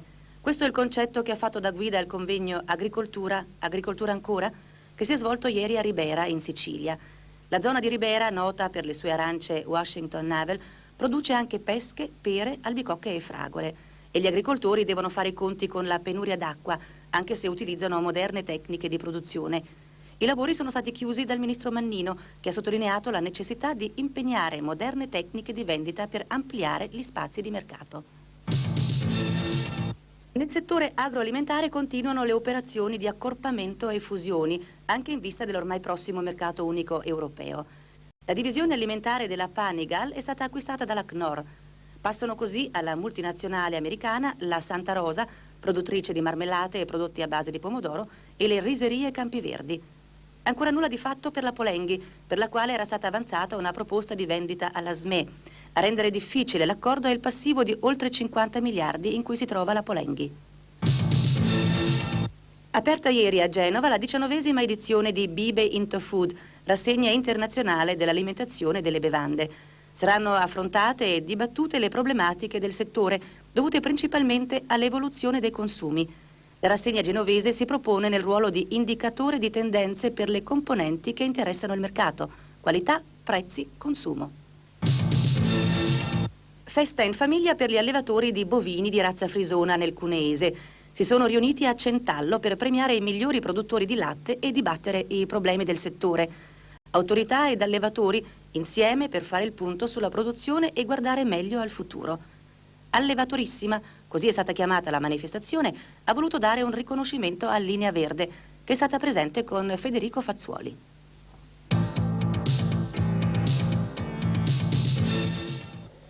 Ed eccoci qui nella piazza del municipio, queste alle nostre spalle il municipio con tanto di bandiera e di gonfalone di San Martino di Venezia, nel Polesine. Noi abbiamo detto che siamo ancora nella siccità e direi che forse questo è uno dei momenti delle prime avvisaglie di un'emergenza che probabilmente si farà sentire sempre di più man mano che ci avviciniamo all'estate. Marcello Loffredi, quanta pioggia è caduta nel mese di febbraio? Ecco, qui abbiamo un quadro riassuntivo dove si mostra chiaramente che la parte adriatica è quella che ancora soffre maggiormente la siccità, mentre tutto il versante tirrenico, Sardegna e Sicilia hanno avuto un po' di pioggia, ma siamo a livelli normalmente oscillanti fra il 30 e il 50% di quella che doveva essere la pioggia del mese. Quindi siamo ancora in condizioni sotto, di siccità. Cioè anche febbraio è piovuto di meno, rispetto alla media degli altri anni è piovuto di meno. Decisamente sì. Questo per esempio... Ecco, qui praticamente siamo a meno del 10%, su tutta la fascia adriatica siamo a quantitativi di pioggia inferiori al 10% di quella che dovrebbe essere la pioggia del mese. Arriviamo al 30-50% sulla fascia tirrenica, sulle due isole. Arriviamo oltre il 100%. Qui invece di 40... è piovuto 10, soltanto 10. Invece di 45 è piovuto 6, invece di 54 è piovuto 10, invece di 37 è piovuto 4. Ecco, abbiamo soltanto delle isole felici, come potete notare, sulla zona alpina e sulla parte nord-occidentale della Sardegna. Su Alghero sono caduti nel mese 88 mm di pioggia contro la norma che è 63. Ecco, questo significa che anche febbraio è stato un mese magro di pioggia. Allora, poi abbiamo, vi ripeto ancora i numeri, 0425998821 per parlare con il professor Falavigna per l'orticoltura, 99822 con il professor Bertoni per i problemi dell'allevamento, poi abbiamo Picciurro, nostro consulente responsabile delle agrobiotecnologie dell'Enea, 99823 per il futuro, diciamo così. E poi professor Laccone 99824 per le indicazioni sulle malattie delle piante. E io vorrei parlare adesso con il professor Wilhelmin. Buongiorno. Allora, il professor Wilhelmin è esperto di falde, di tutte le acque, ma in particolare di falde. Noi ne abbiamo parlato, abbiamo detto che sono molti pozzi che pescano e naturalmente quando manca l'acqua dice che facciamo? Facciamo un pozzo e preleviamo l'acqua e la preleviamo così un po' senza sapere bene che cosa succede. Ecco, io vorrei che il professor Wilhelmin mi spiegasse queste cartine che ha portato per capire ancora qualcosa di più di come sono le falde. Ecco, sono una serie di disegni molto semplici, molto naif, ma spero chiari. Diciamo intanto che le uniche acque pure sulla Terra sono le acque di pioggia nell'alta atmosfera. Perché sono queste frecce che cadono. Esatto. Già entrando nella bassa atmosfera dove ci sono i fumi, eccetera, eccetera, incominciano a caricarsi di inquinanti. Poi arrivano sul terreno, in un primo momento dilavano il terreno, cioè scorrono disordinatamente sul terreno. Diciamo in questo terreno. In questo terreno. Poi però vanno a finire c'è il dilavamento e il ruscellamento e incomincia un inquinamento sia di inquinanti naturali, cioè sali contenuti sul terreno, che antropico se sul terreno esistono sostanze inquinanti. Poi inizia il moto incanalato, cioè incominciano i torrenti, prima i ruscelli, i torrenti, i fiumi. Nel reticolo idrografico, che è questo sistema, incomincia un processo di autodepurazione naturale che però è solo parziale, cioè molto efficace per i biodegradabili ma chiaramente non per i chimici. E qui si ha poi l'apporto maggiore di inquinante con le acque reflue, cioè gli scarichi, che sono queste rosse, indicati lì in rosso, delle industrie e dei paesi, delle città, eccetera. Ecco. Ora, una delle carenze legislative è questa, che sono stati stabiliti dei minimi, cioè dei massimi di tenori di inquinante che possono essere scaricati. Ci si è però dimenticati della recettività del corso d'acqua, perché la quantità che io posso scaricare, cioè il numero di scarichi ammissibili, dipende dalla portata del torrente, perché una delle grosse azioni del torrente o del fiume è proprio quella di diluire con delle acque pure queste acque inquinate. Ecco, e qui vediamo il fiume Adige. Ecco, il questo fiume, è il però, fiume. Non è un organismo a sé stante, è un organismo in comunicazione anche con tutto il resto del sistema di approvvigionamento idropotabile. Qui abbiamo la situazione dell'alta valle dell'Adige, cioè una classica valle glaciale alpina, sovralluvionata, per cui il fiume scorre sopra depositi alluvionali, morenici, questa è roccia, questa è roccia, questa è la terra, il terreno diciamo, che costituisce un acquifero e questo è il letto ci del sono fiume. Delle comunicazioni fra l'acquifero sotterraneo e il fiume che ovviamente cambiano a seconda dello stato. Per esempio là sopra si ha che il fiume alimenta la falda. Cioè quando il fiume è alto, c'è tanta acqua, l'acqua rispetto all'acqua del terreno, allora il fiume perde. Questa è una classica situazione di piena. Mentre quando siamo in magra abbiamo il processo inverso. Ora è chiaro che se la falda è inquinata mi trasferisce degli inquinanti. Quindi l'acqua qui va a finire nell'acqua, esatto, nel letto del drena, mi porta via delle risorse idriche sotterranee. E quindi il terreno si secca, fra l'altro. Ecco, vediamo che succede sottoterra. Abbiamo questa situazione che è quella della bassa pianura, cioè dove siamo noi. La parte di là, a sinistra, è la zona, diciamo, del Veronese, a partire dalla chiusa di Ceraino. Ecco, noi l'abbiamo fatto vedere qui, diciamo che l'inizio di questa sezione qui, quindi questo punto qui. No, il punto alto. Il punto alto, quello, esatto, sì. è per l'Adige su per giù in questa zona. Vedete, nasce da qui, questa è Bolzano, Trento, qui c'è Verona. Ecco, comincia qui, all'altezza del lago di Garda. Quindi da qui fino al mare siamo in questa zona che viene descritta. Ecco, quella zona, come vedete, è una falda unica, cioè tutto il terreno è saturo e è una falda non protetta. Come scendiamo verso la pianura, incominciano a comparire nell'interno di questi depositi dei depositi impermeabili che frazionano il sistema in più falde. Quella più superficiale, la freatica, resta ancora libera e quindi vulnerabile. Per esempio tutti i pozzi perdenti che ci sono vanno a inquinare la falda. Mentre le falde confinate da questi livelli impermeabili sono falde protette che sono vulnerabili solo nella zona di alimentazione. Quindi se noi evitiamo di inquinare là, garantiamo la qualità di queste acque. E vediamo un po' che cosa succede. Ecco, qui c'è il processo di autodepurazione naturale del terreno, perché questi acquiferi, questi depositi permeabili hanno la funzione di un impianto di pretrattamento delle acque, quindi l'acqua inquinata entra, subisce un processo di filtrazione, quindi viene liberata dagli inquinanti fisici, polveri eccetera eccetera, continua il processo di biodegradazione che abbatte gli inquinanti biodegradabili. Per i chimici la situazione è diversa, c'è una parte di essi che vengono catturati dalle laminelle d'argilla, quelle che sono verdi col rosso sopra, il rosso è l'inquinante, il verde è la lama d'argilla, che cattura certi tipi di inquinanti. C'è però un limite.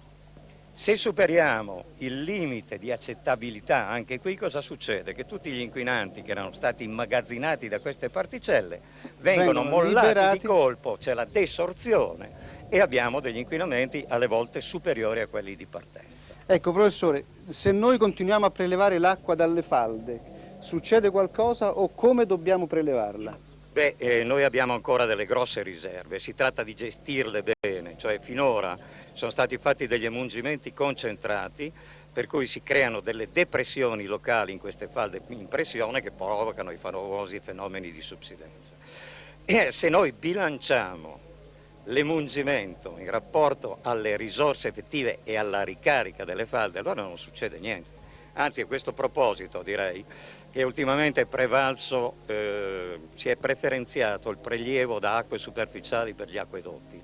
A mio avviso questo è un errore fondamentale, perché l'acqua superficiale è meno difendibile e bisognerebbe perlomeno prevedere un sistema doppio, cioè con approvvigionamento da acque superficiali e con approvvigionamento di falda. Chiaramente l'approvvigionamento da falda presuppone uno studio approfondito delle falde, un che bilancio, noi non abbiamo ancora, che in parziale. qualche zona avanzata sì, in genere ma in genere no, in genere si va all'avventura, si fa il foro, si tira fuori più acqua di quella che la falda può dare, allora si perde il pozzo, si hanno tutta una serie di inconvenienti. Ecco, noi abbiamo capito ancora qualche altra cosa di questo problema che tornerà sempre più all'attualità di tutti. Vediamo adesso un'altra tranche del notiziario e poi parleremo con alcuni nostri ospiti.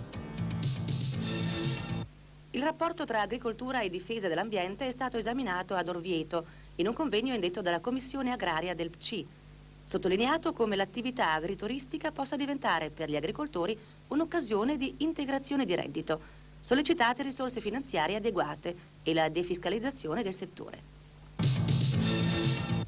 Una petizione con 7.000 firme è stata presentata alla Commissione Ambiente della Camera per sollecitare l'acquisizione del parco di Villa Ada al patrimonio del Comune di Roma.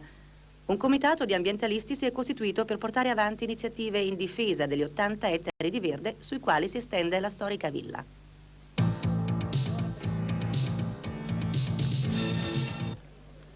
Ecco, riprendiamo qui e vediamo un po' che cosa è successo in questa ora. Intanto abbiamo acquisito una serie di altri elementi. Questa mattina l'abbiamo detto che c'è stato questo problema di inquinamento dell'acqua dell'Adige, gli acquedotti sono stati chiusi e c'è naturalmente il rifornimento con le autobotti.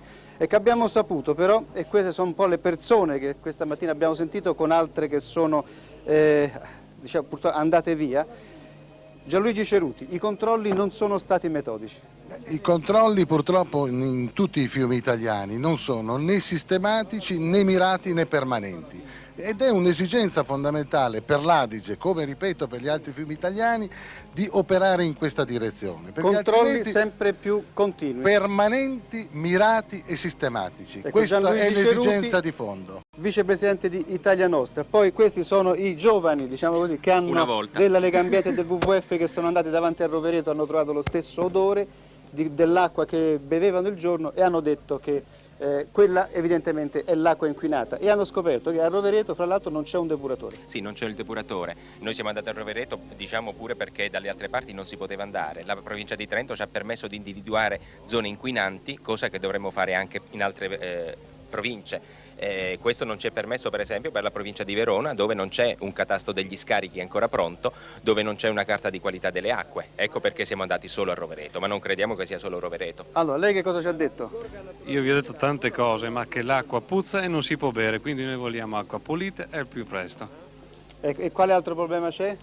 C'è il problema di questa emergenza che bisogna assolutamente superare rapidamente. No, ho sentito il parco del Po. Il parco del Delta? Il parco del Delta, sì. Sì, importantissimo. Dice, bisogna non solo l'emergenza, ma bisogna salvaguardare anche questo. Qui c'è il sindaco naturalmente del nostro paese, del paese che ci ospita, e stamattina ci ha detto, dice, noi siamo qui e cerchiamo di fare quello che possiamo. Sì, difatti abbiamo organizzato come tutti i comuni polesani colpiti, no? Abbiamo distribuito eventualmente l'emergenza e l'abbiamo fatta anche per quanto riguarda gli anziani, a domicilio, anche perché è giusto così. Sì. E poi hanno messo tanti manifesti, il rifiuto giusto al posto giusto. Poi abbiamo un collega, Liviero del Gazzettino di Venezia, lui ci ha detto un'altra cosa, dice la magistratura ha nel cassetto uno studio che ha fatto fare un anno fa. Sì, direi che noi del Gazzettino da almeno 2 anni abbiamo iniziato una campagna di stampa per dare ai cittadini l'acqua pulita, è da 2 anni che si è al corrente del grave inquinamento in cui versa il fiume, è da 2 anni che il pretore di Lendinara, Gianni Pavarin, ha fatto fare ai suoi un'indagine meticolosa lungo tutto l'asta del fiume, raccogliendo delle prove molto importanti, un elenco lungo di industrie che scaricano nell'Adige, città che non hanno i depuratori, per cui è da allora che abbiamo in mano degli elementi sui quali potersi muovere. Ecco, qui torto o ragione è difficile stabilire, si è sentito anche stamattina, però ci sono, io non voglio parlare di accuse, ma ci sono delle competenze specifiche. Agli amministratori spetta il compito di dare ai cittadini l'acqua pulita. Comunque questa è l'informazione che ci ha dato, c'è uno studio già fatto. Lei era preoccupato per questo, il parco del Delta? Sì, nel senso che c'è un'emergenza da affrontare, da superare.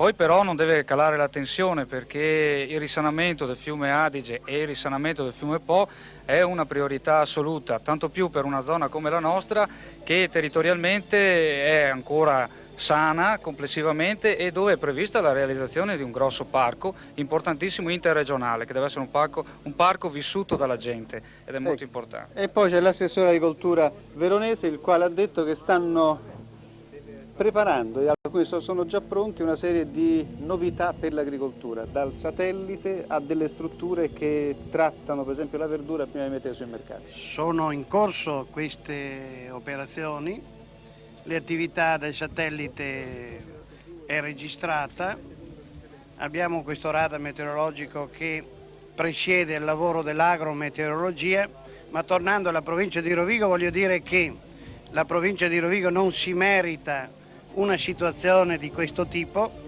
perché tutti gli sforzi che sono tesi a migliorare l'economia e l'occupazione e lo sviluppo evidentemente vengono rallentati da questa situazione. Noi ci preoccupa anche questo spicchio della situazione. Ecco, poi abbiamo un altro problema, lo diceva lei, il suo nome è, me lo sono scritto. Soldare Alessandro. Ecco, è l'assessore all'ecologia, ecco, dice che c'è la pesca. Ecco, io sono preoccupato, oltre alle preoccupazioni che già sono state espresse, alle attività di pesca nelle nostre valli, nelle nostre lagune, che non possono sicuramente sviluppare le loro attività, in quanto se l'acqua arriva inquinata noi non possiamo sicuramente svolgere l'attività di pesca nel modo corretto. Abbiamo anche un grosso depuratore che costa 3 miliardi, ecco, però l'azione più grossa deve essere fatta a monte, non bisogna permettere agli agenti di inquinare liberamente. Ecco, poi dal Trentino ci hanno detto che è tutto in regola perché la legge prevede questi scarichi, queste sostanze, e nel fiume ci vanno esattamente queste sostanze ma ad un livello basso, cioè sotto il livello stabilito dalla legge. Sostanzialmente il problema è così, ma la dimensione che ha il problema all'interno del corso dell'Adige è ben più ampia e complessa di quanto non possa apparire dall'accusa finalizzata alla sola Rovereto, agli scarichi di Rovereto. In questo senso la Giunta provinciale ha chiamato esplicitamente a raccolta tutti i comuni, le province e le regioni interessate dal fiume Adige e ha attivato il Ministro dell'Ambiente per avviare la conferenza dell'Adige, che è lo strumento credo idoneo per dare come c'è soluzione una a questi conferenza problemi. del Po, ci sarà una conferenza dell'Adige. Sì. Cosa? Noi abbiamo già fatto un piano di risanamento delle acque, sia per i crediti civili, industriali, sia per i residui solidi urbani, e lo stiamo progressivamente attuando, per cui abbiamo già sotto controllo, per quello che riguarda gli scarichi civili, oltre metà della popolazione. E il programma va avanti complessivamente. Per quello che riguarda i residui solidi urbani anche abbiamo normalizzato quasi tutta la situazione delle discariche. Abbiamo fatto la mappa di tutte le industrie, di tutti gli scarichi, e li stiamo controllando uno per uno, prescrivendo anche tutti i rimedi che devono essere messi in atto per migliorare la situazione. Benissimo. Poi c'è il dottor Mattiello di Venezia dell'Istituto di Igiene e Profilassi. Allora lei ha detto una cosa, dice, se si fa riferimento alla tabella, noi nella tabella troviamo alcune sostanze, altre non ci sono, per cui c'è un inquinamento, nessuno lo cerca e ci si può dire che tutti sono in regola perché non è previsto nella tabella. Certamente, il problema è che la tecnologia analitica di questi tempi ha sorpassato le leggi esistenti, molte delle leggi esistenti. Per esempio la legge Merli, che è data nel 76, prevede la ricerca di alcuni composti e non di altri, perché questi altri sono ricercabili solo con le tecnologie che ci sono adesso, non c'erano 13 anni fa. Ecco, poi abbiamo il dottor Gagliardi. Il dottor Gagliardi è del Genio civile regionale. Civile. Allora, voi in questo momento state depurando il più possibile anche le acque così come arrivano? Dunque, abbiamo iniziato dei lavori ancora a novembre per la sistemazione di filtri. No, ma mi dica adesso, ecco, dopo l'emergenza. Adesso in queste ore, dopo l'emergenza, stiamo cercando di sostituire 1 metro di sabbia dei filtri che attualmente sono in funzione nei vari acquedotti con 1 metro di carbonativo granulare. Benissimo. L'acqua può essere utilizzata non per scopi alimentari, ma per lavarsi, lavare sì. I piatti, anche i vestiti può essere utilizzato. Direi proprio di sì. Ecco, naturalmente io stamattina ho fatto la doccia, dicevo stamattina, un po' di preoccupazione ce l'avevo anch'io, mi domandavo, ma chissà, se mi farà male, magari mi fa ricrescere i capelli, non si sa mai. Allora, però vediamo un attimo questo problema come viene vissuto dall'agricoltura. E qui c'è Veronese. Pare che i commercianti della zona dicano questa verdura oramai non vale niente perché qui c'è l'acqua inquinata, e offrono metà prezzo agli agricoltori. Siamo andati ieri a fare un giro, ne abbiamo sentiti alcuni e se vediamo un filmato su come gli agricoltori vivono questa emergenza. Fra l'altro si sono auto-organizzati e ognuno si è costruito già un pozzo, e già da qualche anno, quando hanno sentito che qui l'odore dell'acqua non andava tanto bene. Ecco, quello che state vedendo, quella terra, quella lingua di terra, era il vecchio argine dell'Adige. Il fiume Adige passava da queste parti circa 200 anni fa. Adesso siamo in un'azienda che è a metà tra la stalla, una stalla da ingrasso, e invece un'azienda ortofrutticola. Antonio Littame è il proprietario e lei è il padre, invece Giancarlo Littame è il figlio. Allora, quanti ettari è questa azienda? 40 ettari. Andiamo in mezzo, questo è il radicchio rosso di Chioggia. Rosso di Chioggia. E quello invece è il radicchio? Sempre chioggiato, variegato. Di Chioggia anche. L'acqua per irrigare questo radicchio da dove viene? Dall'Adige. Tutta? Sì, tutta dall'Adige. Ecco, problemi particolari ne avete avuti o no? No, ovviamente adesso no. I problemi si vengono fuori adesso perché il resto inquinamento qua sono. Noi altri non l'avevo mai saputo prima. Ecco, senta, però mi diceva che in questi giorni ci sono i commercianti che stanno anche speculando sull'acqua inquinata dell'Adige, dicendo a voi che questo radicchio vale di meno perché è stato irrigato con l'acqua dell'Adige. Diciamo che quando si va al mercato, se c'è il problema dell'acqua, sussiste nel discorso sempre del prezzo.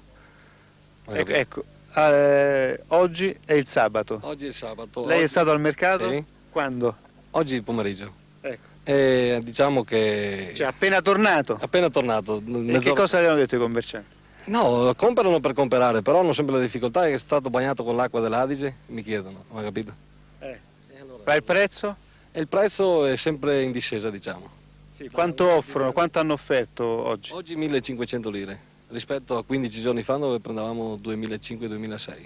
Cioè, chi è che sta approfittando di questo problema dell'acqua? Ma non saprei a dire perché non avrei già un'idea. Andiamo a intuizione. È secondo la sua esperienza? Sarà forse un coso del commercio. Per l'alimentazione degli animali, l'acqua dove la prendete oggi? Dal pozzo. Dal pozzo. Ecco, voi avete un pozzo, quando l'avete fatto? 3 anni fa. E perché l'avete fatto 3 anni fa? Siccome che sapevamo che una volta che c'erano le pompe, e ora sapevamo che la zona è buona e abbiamo fatto questa pompa e iniziamo a analizzare l'acqua e si buonissima. E da allora va bene? E allora sembra andare bene. Ecco, naturalmente tutti cercano di approfittarne, però rivediamo che tanto l'acqua si lava, quindi non è che c'è qualche problema particolare. Come abbiamo sentito si può lavare tutto il resto. Allora, qui c'è la gente che fa la fiera. Sì, si può lavare i radicchi e tutto. Ma come si trova lei con la tanica in mano a questa età? Ma come ci si trova? Va bene, diventa una passata. Bene. L'acqua serve per bere e far da mangiare? Lo so. Ma qui veniamo qua a prenderla? Lavarci ci arriviamo con quella dell'Adici? Con quella dell'Adici. Come la fare la pasta asciutta? Questa sì, questa è garantita. Pasta asciutta con questa. Si fa? Meno male che la prendete bene. Ormai cosa devo fare? Ormai ci siamo in mezzo, ma cosa si può fare? Così o peggio? O peggio. Allora, noi abbiamo avevamo previsto altri argomenti, ce n'era uno in particolare, stiamo parlando di inquinamento chimico, abbiamo sentito l'inquinamento delle falde e naturalmente c'è l'agricoltura biologica. C'è una ricerca che è stata fatta commissionata dalla Lega Ambiente ad una società che si chiama Sana e poi un centro di studio.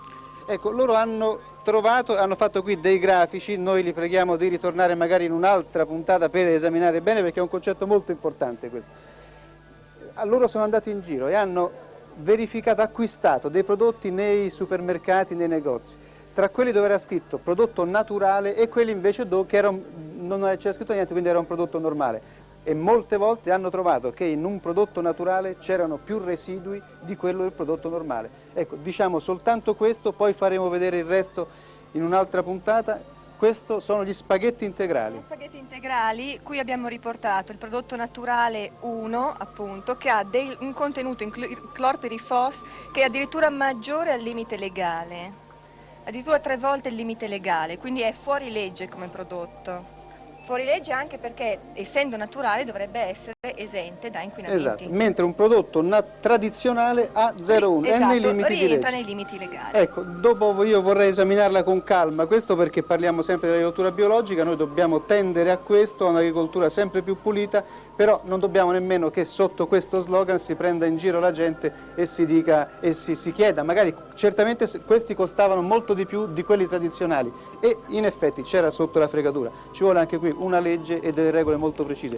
Io li prego di ritornare in un'altra occasione, magari domenica prossima, e noi intanto facciamo vedere un'altra parte del notiziario, che oggi andiamo molto veloci perché rispiegare Le posizioni italiane e francesi su vino, cereali, latte e carne si fanno sempre più convergenti. Lo hanno evidenziato il ministro Mannino e il suo collega francese Nallet, che si sono incontrati a Roma. Mannino e Nallet hanno partecipato alla seduta della commissione paritetica italo-francese del settore vitivinicolo. Sui lavori sentiamo l'onorevole Ferruccio Pisoni, che ha guidato la delegazione italiana. Primo problema affrontato, rapporto fra noi e i francesi per quanto riguarda l'esportazione di vino e i prezzi che registra il nostro vino sul mercato di Sette. Ci siamo intesi e quindi ci pare questo un risultato positivo per gli esportatori e per la tranquillità fra due mondi vitivinicoli. Abbiamo poi affrontato il problema dell'estirpazione delle vigne, perché riteniamo che un equilibrio del settore passi anche attraverso una riduzione della superficie evitata. Abbiamo appreso che la Francia procede molto più velocemente di quanto non si proceda da noi, ma riteniamo di poter camminare assieme. Abbiamo affrontato poi i problemi che riguardano l'arricchimento dei vini e l'impiego del saccarosio, nonché l'aiuto per l'arricchimento. Abbiamo la distillazione obbligatoria che costringe i nostri produttori a mandare a distillazione di notevole quantità di vino. Anche su questo abbiamo trovato un modus vivendi che consente a loro di disegnare le nostre aliquote e a noi le nostre aliquote. Ci pare un risultato positivo. L'agricoltura italiana sta vivendo una difficile fase di transizione. Ciò dipende dalle esigenze di politica economica che si vengono a determinare a livello internazionale, in particolare in Europa. Lo hanno sottolineato i partecipanti al convegno organizzato a Padova dall'Unione Agricoltori sul tema 1992, scadenze e prospettive per l'agricoltura.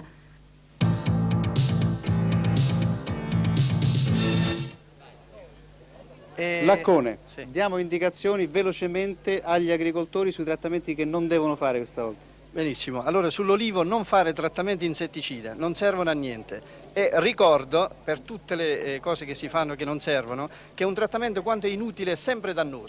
Lo è dal punto di vista economico perché si spende inutilmente, tossicologico perché si ha contatto con veleni, ecologico perché si inquina l'ambiente. Ricordate sempre questo, prima di fare un trattamento pensateci e rivolgetevi agli esperti per farvi guidare. Ecco, quindi adesso non devono fare? Sull'olivo niente, La niente vite? insetticida. La vite nemmeno. Nemmeno, va bene.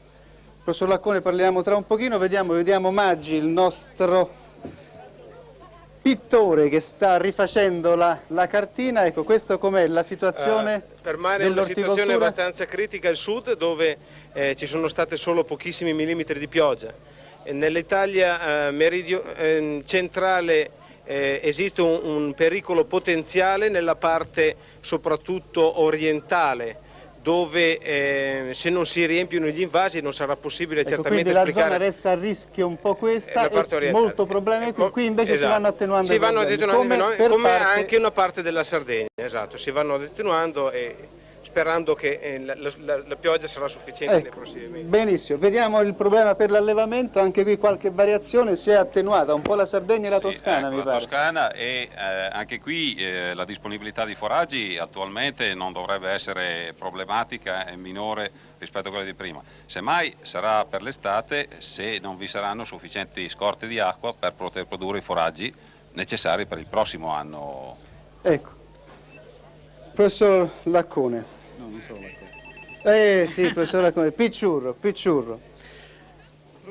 Che dobbiamo dire? Abbiamo sentito stamattina 28 sostanze nell'acqua.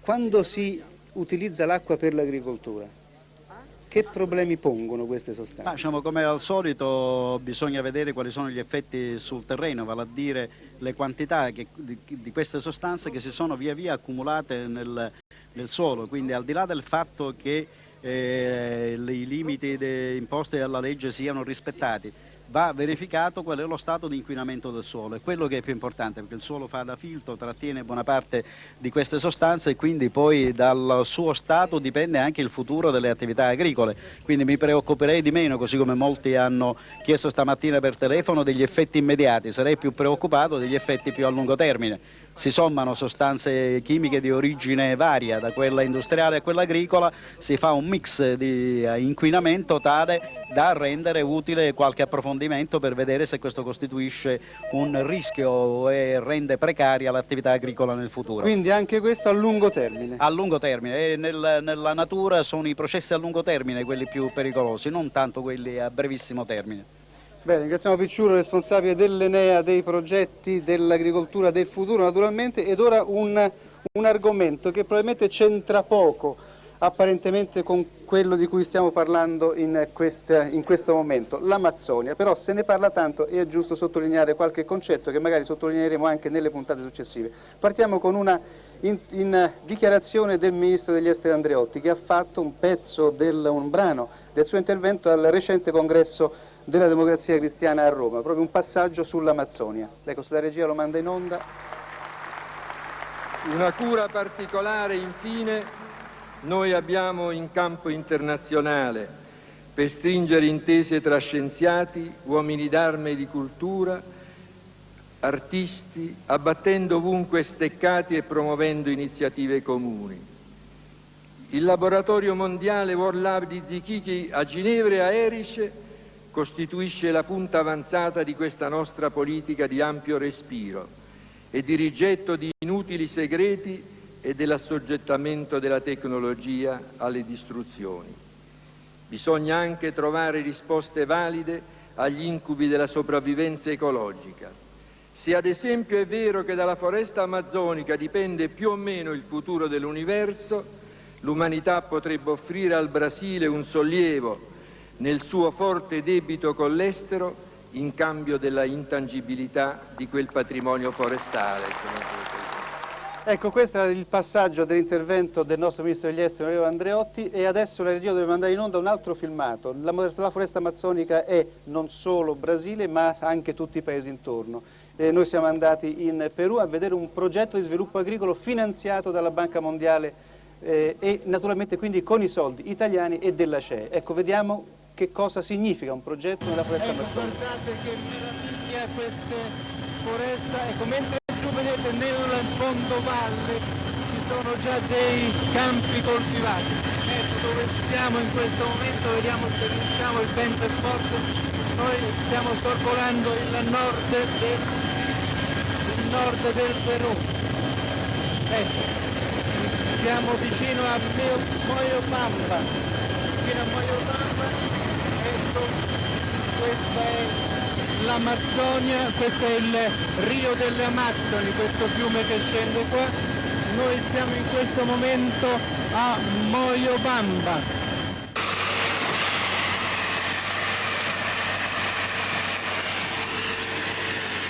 Ed eccoci qui alla deforestazione, mentre noi abbiamo il problema di forestare, qui il problema è di togliere la foresta.